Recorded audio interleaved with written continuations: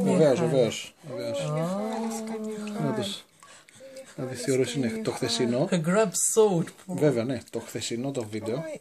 Το άφησα και έπαιξε πολλή ώρα και τέλειωσε ο χώρος και μου ακύρωσε το βίντεο γάμοτα. Τώρα να δεις χαρά εδώ. Καλά, εντάξει, η Αλεξούλα ζορίζεται. 33 βαθμούς είχε σήμερα, μας γάμισε. Σήμερα που ήμουνα, κάπου εκεί ήμουνα σήμερα, ναι. Στο Τσόρλε, λίγο πιο κάτω. Αλλά το χθεσινό είναι κοινό ίσως. Μιλάμε, μας πέθανε ο καιρός. Μας γάμισε 33 βαθμούς με υγρασία, δεν είναι καθόλου καλό.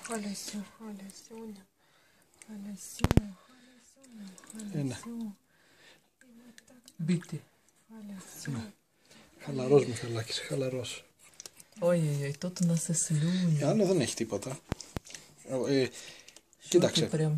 Слюни. Επειδή τώρα μιλάμε και γράφει και το βίντεο και όταν τη συνομιλία μου, εμένα που μιλάω δηλαδή. Κοίταξε. 10 λεπτάκια, δεν πάρει πολύ. Θα το σταματήσω το βίντεο στο 2 λεπτά περίπου. Οκ. Θα δώσω, να είσαι καλά. Да не, это... Ой, пупок что-то квасится. Ну ничего.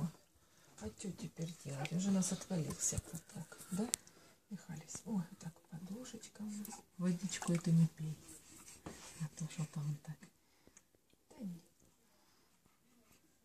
Вот так, и вот так.